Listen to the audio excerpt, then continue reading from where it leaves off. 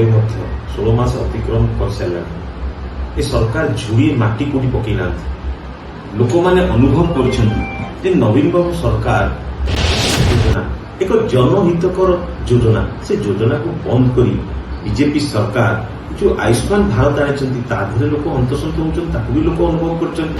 नमस्कार बादल टॉक्स को नुआ पड़ार बाई इलेक्शन जी पाखे पाखे जी गरम हो सारे तीन दल समस्त निज निज कैंडिडेट को लेकिन निज निज स्टाइल प्रचार आरंभ कले। आप देखिए नुआ पड़ारे छत्तीसगढ़ गाड़ी और नुआ पड़ारे पड़ाठू एनएसी पर्यटन छत्तीसगढ़ व्यक्ति आम बुझी पार्न कार हिसाब से छत्तीसगढ़ व्यक्ति मान काम कौन छत्तीसगढ़ व्यक्ति कौन भोट देवे कि नुआ पड़ारे आम सहित सीधासल विजु जनता दल युवा नेता विजु जनता दल राज्यसभा सांसद जहाँकि सुभाषिष कुंटिया लकी कुंटिया कहले पुरी की बुझाए पुरी जी जाए लकी कुंटिया को फोन करे दिल्ली ठू अप टू भुवनेश्वर राजधानी नाम सहित सीधासल कहते से लकी कुंटिया आम सीधासल आलोचना करवा नुआपड़ारू। आगे नमस्कार भाई केमती अच्छा बहुत भल भाई आपने बाई इलेक्शन लड़ुन प्रथम बाई इलेक्शन लड़ुन सप्ताह बाहर सप्ताह ना प्रथम बाई इलेक्शन लड़ुन बाई इलेक्शन लड़े केमती आम कि गोटे नेतृत्व सारा ओडिशार जे नेतृत्व नौले सी हमें नवीन पट्टनायक महोदय। नवीन पट्टनायक ओडिशावासी नवीन पट्टनायक ओडिशा जहाँ कर समस्त हृदय नवीन पट्टनायक अच्छा तेणु नवीन पट्टनायक को लेकिन ही आम निर्वाचन लड़ुचु और निर्वाचन विजयी कहीं क्वेश्चन आपको कल प्रथम ओडिशार मुख्यमंत्री महान चरण माझी आसिले 1100 कोटी टका पैकेज डिक्लेयर कले से पैकेज को लेकिन मंत्री एमएल एमपी माने जाकि वोट मागुछन ग्राउंड रे बीजेडी कौन कह वोट मागिबो आपण देखुथिले इस सरकार एते दिन बीती जाइथिले परे मध्य 16 मास अतिक्रम कर सारलानी। ए सरकार झुड़ी माटी कोटी पकेई नांथि। लोक मैंने अनुभव कर नवीन बाबू सरकार एकमात्र विकल्प जी कि लोकों सहित लोकों काम करती। निर्वाचन आसिले बीजेपी दल अनेक झुमला देखाए से झुमला रे आप जानी निर्वाचन इस्तेहार रे से माने निर्वाचन लड़ला बेले कही लोकों को 300 यूनिट बिजुली मागणा दे कही जे आमे निर्वाचन जीतिकी आसला माँ मान अकाउंट रे सुभद्रा योजना 50,000 टंका पकेबे कही वृद्धों वार्धक्य भत्ता 3,500 टंका करेंगे। सार पाई जो भाई भाव लाइन लगे लोक पड़ा सार जो नियंट है जो सार को जोगी पारे चाषी मान नुआपड़ावासी देखी अनेक कथा नुआपड़ावासी अनुभव कर।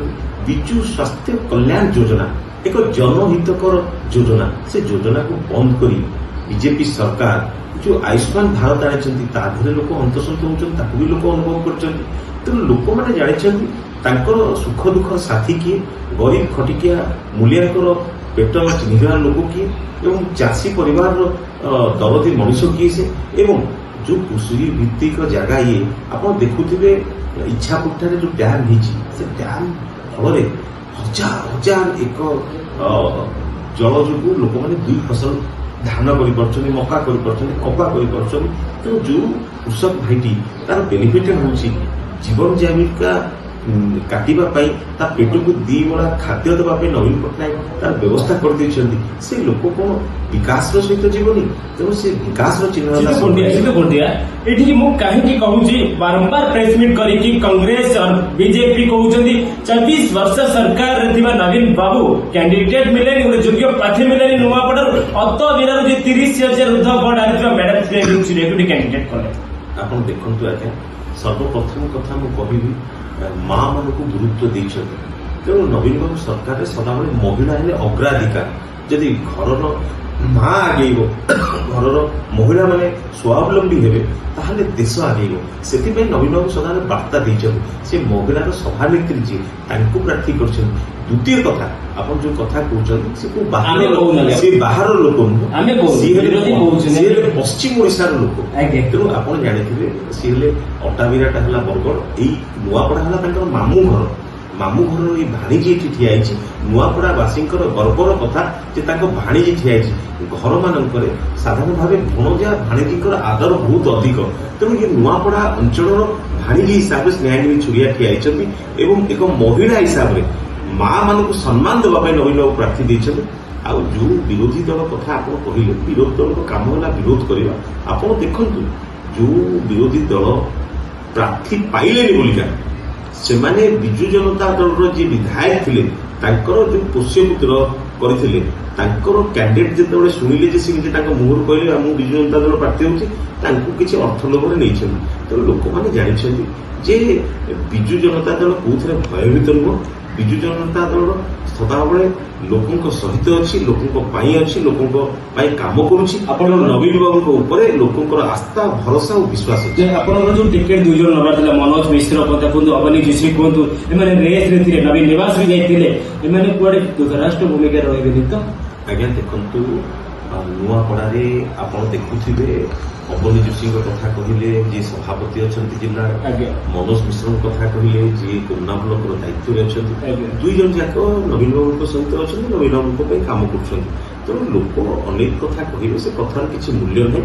ସରକାର ନବୀନ ବାବୁ ଯେତେବେଳେ ଥିଲେ ଜନହିତକର କାର୍ଯ୍ୟ ନୂଆପଡ଼ା ପାଇଁ ଯାହା କରିଛନ୍ତି, ବହୁତ ଅନେକ ଲୋକ ତୃଣମୂଳ ସ୍ତରରେ ନବୀନ ବାବୁଙ୍କ ସହିତ ଅଛନ୍ତି। ନିର୍ବାଚନ ସରିଲା ପରେ ଆପଣ ଜାଣିପାରିବେ। ତେଣୁ ସମସ୍ତେ ଏକ ହେଇ ଆମର ଏକମାତ୍ର ନେତୃତ୍ୱ। କିନ୍ତୁ ଅଲଗା ଯୋଉ ପାର୍ଟି ମାନେ ସବୁ ଅଛନ୍ତି, ରାଜନୈତିକ ପାର୍ଟି ମାନେ, ତାଙ୍କର ବହୁତ ନେତା ଅଛନ୍ତି। ତାଙ୍କର ଓଡ଼ିଶାରେ ଜଣେ ନେତା, ତାଙ୍କର ଦିଲ୍ଲୀରେ ଜଣେ ନେତା, ତାଙ୍କର ବିଭିନ୍ନ ବର୍ଗରେ ଜଣେ ଜଣେ ନେତା ଅଛନ୍ତି। କିନ୍ତୁ ବିଜୁ ଜନତା ଦଳ ନେତା ହେଲେ କେବଳ ନବୀନ ପଟ୍ଟନାୟକ। ରାଜୁ ଭାଇ ଦେହାନ୍ତ ହେଲା ପରେ ତାଙ୍କ ପୁଅ ନବୀନ ବାବୁଙ୍କ ସହିତ କଥା ହେଇଛନ୍ତି, ତାପରେ ବିଜେପି ଗଲେ, ବିଜେପିର କ୍ୟାଣ୍ଡିଡେଟ୍ ସିମ୍ପାଥି ଭୋଟ ମିଳିବ ବୋଲି ଆପଣ ଗ୍ରାଉଣ୍ଡ ଜିରୋକୁ ଯାଉଛନ୍ତି, ଦେଖୁଛନ୍ତି, ଆପଣଙ୍କୁ ଲାଗୁଛି ଜୟକୁ ସିମ୍ପାଥି ଭୋଟ ମିଳିବ ବୋଲି? ଯୋଉ ପୁଅ ତାଙ୍କ ବାପାଙ୍କର ସ୍ୱପ୍ନକୁ ସାକାର କଲେ ନାହିଁ, ନବୀନ ବାବୁଙ୍କ ସରକାରରେ ରାଜୁ ଭାଇ ଢୁଲକିଆ ଆପଣଙ୍କ 3 ଥର ବିଧାୟକ ଥିଲେ, ନବୀନ ବାବୁଙ୍କର ମନ୍ତ୍ରିମଣ୍ଡଳରେ ମନ୍ତ୍ରୀ ମଧ୍ୟ ଥିଲେ। ତେଣୁ ମୁଁ କହି ରଖିବା ପାଇଁ ଚାହେଁ, ତାଙ୍କ ପୁତ୍ର ହିସାବରେ ତାଙ୍କ ପ୍ରଥମ କର୍ତ୍ତବ୍ୟ ଥିଲା ଯେ ବାପାଙ୍କର ଚଲାପଥ ଅନୁସାରେ ଚାଲିଥାନ୍ତେ। ଯେତେବେଳେ ଇଏ ବିକ୍ରି ହେଇଗଲେ ସେତେବେଳେ ତାଙ୍କ ପାଖରେ ତାଙ୍କର କିଛି କ୍ୱାଲିଟି ନାହିଁ। ଲୋକମାନେ ଆଜ୍ଞା ସବୁ ଦେଖୁଛନ୍ତି, ନୂଆପଡ଼ା ବାସୀକି କୋଉଦିନ ବିକ୍ରି କରିଦେବେ। ବିଜେପି ସର୍ବପ୍ରଥମେ ଯେତେବେଳେ ଆପଣଙ୍କର ଯିଏ ବିଜେପି ପ୍ରାର୍ଥୀ ହେଇଛନ୍ତି ଅର୍ଥ ଲୋଭରେ ନିଜେ ବିକ୍ରି ହେଇଗଲେ।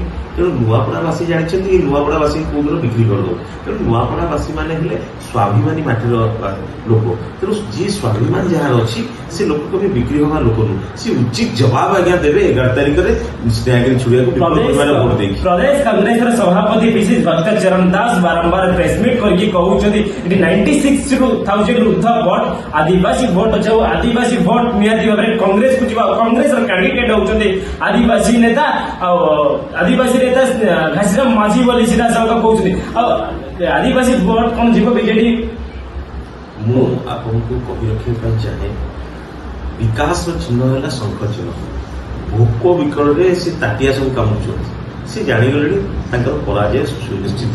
ତେଣୁ ସେମାନେ ଫାଇଟ୍ କରୁଛନ୍ତି ଯେ ଆମେ କେମିତି ସେକେଣ୍ଡ ପୋଜିସନରେ ରହିବୁ। ତେଣୁ ଯିଏ ସେକେଣ୍ଡ ପୋଜିସନରେ ରହିବାକୁ ଫାଇଟ୍ କରୁଛି ତାଙ୍କ ସାଙ୍ଗରେ ଆମର ତାଙ୍କ ବିଷୟରେ ବିବରଣୀ ଦେବାର ନାହିଁ କି ଟିପ୍ପଣୀ ଦେବାର ନାହିଁ। କଂଗ୍ରେସ ଦଳ କଣ ଲୋକମାନେ ଜାଣିଛନ୍ତି। ଯେତେବେଳେ କଂଗ୍ରେସ ସରକାରରେ ଥିଲା ରାଜ୍ୟରେ ଏବଂ ଦେଶରେ, କଂଗ୍ରେସ ଦଳ କଣ କରିଛି ସେ ଜାଣିଛନ୍ତି। ନୂଆପଡ଼ାରେ ଗୋଟେ ଝୁଡ଼ି ମାଟି ପକେଇ ନାହାନ୍ତି। ତେଣୁ ଯୋଉ ଦଳ ଲୋକଙ୍କ ସହିତ ଅଛି, ଲୋକଙ୍କ ପାଇଁ କାମ କରୁଛି, ଲୋକ ତାକୁ ଆସ୍ଥା, ଭରସା, ବିଶ୍ୱାସ ରଖିବେ ସେ ଦଳ। ମୁଁ ସିଧାସଳଖ ୱାନ୍ କରୁଥିଲି ବିଜେପି ରାଜ୍ୟ ସଭାପତି ମନମୋହନ ସାହୁଙ୍କ ତାଙ୍କୁ ମୁଁ ଗୋଟିଏ କ୍ୱେଶ୍ଚିନ୍ ପଚାରିଥିଲି ମନମୋହନ ବାବୁଙ୍କୁ। ମନମୋହନ ସାହୁ ସିଧାସଳଖ କହିଲେ ନବୀନ ବାବୁ 2 ଥର ନବୀନ ବାବୁ ଏଠି ରହିଲେ ବି ଆଉ ବାଁ ହାତ ନବୀନ ବାବୁଙ୍କର କାମ କରିବେ ନା। ନବୀନ ପଟ୍ଟନାୟକ ଓଡ଼ିଶାବାସୀ ଆଉ ଫିଙ୍ଗି ଦେଇଛନ୍ତି ମହାନଦୀରେ, ଆଉ ନବୀନ ବାବୁ ଉଠିକି ଆସିପାରିବେ ନା। ଆଉ ତାଙ୍କୁ ଦେଖିଲେ ବି ଭୋଟ ହବନି। ସିଧାସଳଖ ମନମୋହନ ସାହୁ କାଉଣ୍ଟର କରିଛନ୍ତି ନବୀନ ବାବୁଙ୍କୁ। ଆଜ୍ଞା ଯୋଉ ନେତା କଥା ଆପଣ କହୁଛନ୍ତି ଯେ ମନମୋହନ ସାହୁଙ୍କୁ ଭେଟିଥିଲି, ସିଏ ନିଜେ ଆଗ ଆତ୍ମସମୀକ୍ଷା କରିବାର ଆବଶ୍ୟକତା ରହିଛି। ପରାଜୟ ବରଣ କରିସାରିଲା ପରେ ତାଙ୍କ ମୁଣ୍ଡ ଆଜ୍ଞା କାମ କରୁନି। ତେଣୁ ସେ ଆଗ ସୁସ୍ଥତା ସହିତ ରୁହନ୍ତୁ ଏବଂ ଯୋଉ ପରାଜୟ କରିଛନ୍ତି ସେ ପରାଜୟର କାହିଁକି କରିଛନ୍ତି ତାରି ଉପରେ ଆତ୍ମସମୀକ୍ଷା କରନ୍ତୁ। ନବୀନ ପଟ୍ଟନାୟକ ନେତୃତ୍ୱ ଓଡ଼ିଶାର, ନବୀନ ବାବୁ 4.5 କୋଟି ଓଡ଼ିଆଙ୍କର ନେତୃତ୍ୱ, ହୃଦୟର ସ୍ପନ୍ଦନ। ତେଣୁ ସମସ୍ତେ ନବୀନ ବାବୁଙ୍କୁ ଭଲ ପାଆନ୍ତି। ତେଣୁ ମୋ ମତରେ ନବୀନ ବାବୁଙ୍କ ସମକକ୍ଷ ମନମୋହନ ସାମଲ ନୁହନ୍ତି ଯାହା ନା ଆପଣ ନେଉଛନ୍ତି। ତେଣୁ ତାଙ୍କ ବିଷୟରେ ମୁଁ କୌଣସି ଟିପ୍ପଣୀ ଦେବାକୁ ଚାହେଁ। ଆପଣଙ୍କର ବନ୍ଧୁ ଆପଣଙ୍କ ସାଥୀ ଅମର ପଟ୍ଟନାୟକ ଖୁବ୍ ଶୀଘ୍ର ଭାରତୀୟ ଜନତା ପାର୍ଟିରେ ମିଶିବାକୁ ଯୋଗଦାନ ପରିତ୍ୟାଗ କରିବେ। ମୁଁ କହି ରଖିବା ପାଇଁ ଚାହେଁ ଆପଣମାନଙ୍କୁ, ମୋର ବୟସ ଅନୁସାରେ ଅମର ପଟ୍ଟନାୟକଙ୍କର ବୟସ ବହୁତ ଅଧିକ, ତେଣୁ ମୋର ସିଏ ବନ୍ଧୁ ନୁହନ୍ତି, ସିଏ ମୋଠୁ ସିନିୟର ଥିଲେ। ଆଉ ସିଏ ଯେତେବେଳେ ରାଜ୍ୟସଭା ସାଂସଦ ତାଙ୍କର ଟେନ୍ୟୁର ସରିଗଲା, ତାପରେ ପରବର୍ତ୍ତୀ ଷ୍ଟେଜରେ ଆମେ ରାଜ୍ୟସଭାକୁ ଗଲୁ। କିନ୍ତୁ ଗୋଟିଏ କଥା ଆପଣଙ୍କୁ କହିବି, ଯେଉଁ ଉଦ୍ଦେଶ୍ୟ ରଖି ସେମାନେ ରାଜନୀତି କରୁଥିଲେ, ରାଜନୀତିକ ଉଦ୍ଦେଶ୍ୟ ନଥିଲା, ସେମାନଙ୍କର ମନ୍ଦ ଉଦ୍ଦେଶ୍ୟ ଥିଲା ଏବଂ ସେ ମନ୍ଦ ଉଦ୍ଦେଶ୍ୟ ସାଧିତ ହେଇପାରିଲାନି। ସେଥିପାଇଁ ସେ ଦଳ ପରିତ୍ୟାଗ କରିଛନ୍ତି। ସିଏ ଦଳରୁ ଗଲା ପରେ ତାଙ୍କ ସେ ଗୋଟେ ଏତେ ସଂଗଠିତ ଲୋକ ନୁହଁ ଯେ ଯାହା ଫଳରେ କି ଆମ ସଂଗଠନରେ କିଛି ଇମ୍ପାକ୍ଟ ପକେଇବ। ତେଣୁ ବିଜୁ ଜନତା ଦଳ ସଂଗଠନ ସୁଦୃଢ଼ ହେଇକି ଅଛି, ଆଗାମୀ ଦିନରେ ସୁଦୃଢ଼ ରହିବ ଏବଂ ଓଡ଼ିଶାରେ ପୁଣି ବିଜୁ ଜନତା ଦଳ ସରକାର କରିବ। ଓଡ଼ିଶାର ମୁଖ୍ୟମନ୍ତ୍ରୀ ମୋହନ ଚରଣ ମାଝୀ ଆଜି ଆସୁଛନ୍ତି, କମନା ବ୍ଲକରେ କରୁଛନ୍ତି, ଆଉ ଭୀଷଣ ଲୋକ, ଆଉ ଆପଣ ଯଦି ସେ ରୋଡରେ ଆସିଲେ ଦେଖୁଥିବେ ରୋଡରେ ବି ସମସ୍ୟା, ଆପଣଙ୍କୁ ଟ୍ରାଫିକ ସମସ୍ୟା ବହୁତ ହେଉଥିବ ବୋଲି। ଆଉ ପୁଲିସକୁ ଟ୍ରାଫିକ ପୁଲିସକୁ ଆପଣ କଣ କହିବେ?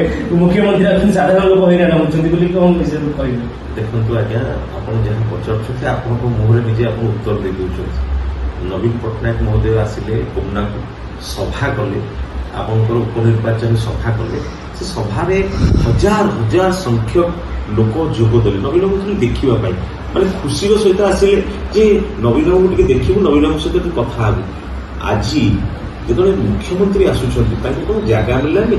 ଯୋଉ ରୋଡ ଅଛି, ଯୋଉଟାକି ମୁଖ୍ୟ ଯାତାୟାତର ରାସ୍ତା ଖଡ଼ିଆଟ ରୋଡ, ସେ ଖଡ଼ିଆଟ ରୋଡ ମଝିରେ ଲୋକ କରିଛନ୍ତି। ରୋଡ ମଝିରେ କରିବାର କାରଣ କ'ଣ ଆଜ୍ଞା? ଯେ 2 ଫୁଟ ସଂକୁଚିତ କରିଦେଇଛନ୍ତି। ଲୋକମାନେ ଯିବା ଆସିବା କରିବାକୁ ବାଟ ନାହିଁ, ଗାଡି ମଟର ଯେହେତୁ ଯିବା ଆସିବା କରୁଛି ଜାମ୍ ଦେଖାଯିବ ଏବଂ କିଛି ଲୋକଙ୍କୁ ସେଠି ଠିଆ କରିଦେଲେ ବହୁତ ଲୋକ ଅଛନ୍ତି ବୋଲିକା ମେସେଜ ଯିବ। ଲୋକମାନେ ସମସ୍ତେ ଜାଣିଛନ୍ତି ଯେ